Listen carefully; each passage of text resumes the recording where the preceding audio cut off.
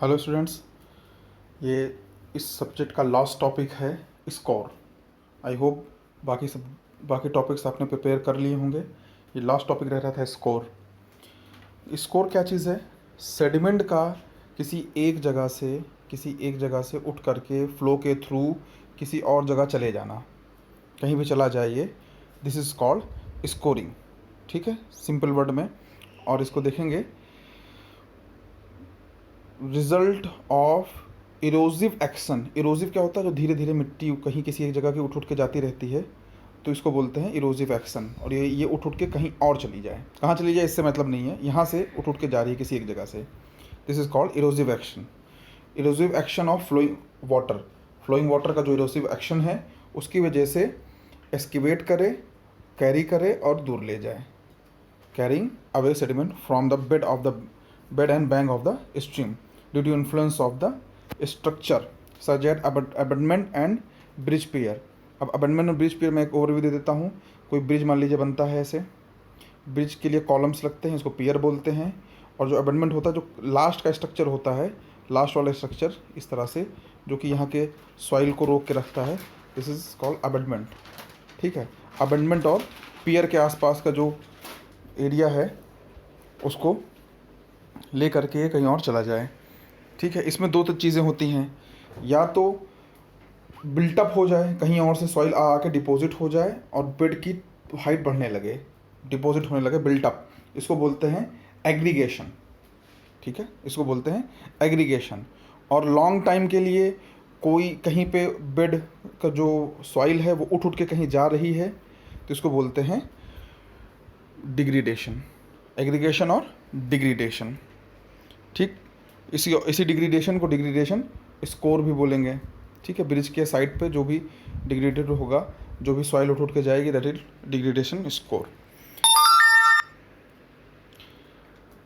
Next is general score, ये contraction score और local score. Contraction score क्या होगा?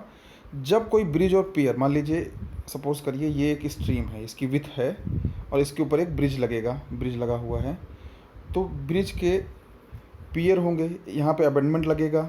ठीक है, दोनों साइड में अबेंडमेंट लगेगा। उसके बाद ब्रिज के पियर होंगे, पियर मतलब उसके कॉलम। तो अब क्या हुआ, ये इसकी विथ, इफेक्टिव विथ को कम कर रहे हैं। ठीक है, इफेक्टिव विथ को कम कर रहे हैं। इफेक्टिव विथ कम हुआ मीन्स कॉन्ट्रैक्शन हुआ।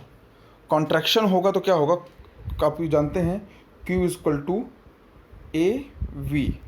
तो एरिया क्या हो गया? कम हो गया। क्यों? B इंटू वाई में B कम कर दिया हमने, कॉन्ट्रैक्शन कर दिया, तो इससे क्या हुआ? एरिया कम हो गया। एरिया कम हो गया तो क्या होगा? V क्या होगा? Q को कांस्टेंट रखना है, तो V बढ़ जाएगा। V बढ़ जाएगा तो क्या बंद हो जाएगा? सिल्टिंग और स्कोरिंग बढ़ जाएगी। स्कोरिंग बढ़ जाएगी तो क्या होगा?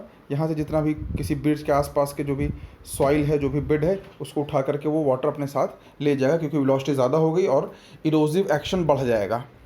ठीक है, next is local score. Local score आपने सुन रखा होगा, सिंपल एक वर्ड, भंवर बनती है या व्रिल बनता है, जहाँ पे कोई ब्रिज होता है, ब्रिज के आसपास व्रिल बनता है, ऐसा इस तरह से सर्कुलर फॉर्म में जो है, इसको बोलते हैं वर्टिक्स या वर्टिसेस। फ्लूइड मैकेनिक्स में पढ़ा होगा, vertices flow, free vertex flow, force vertex flow, नाम सुना होगा, इसको वर्टिसेस बोलते हैं, वर्टिसेस बनते हैं। अब ये वर्टिसेस क्या हैं?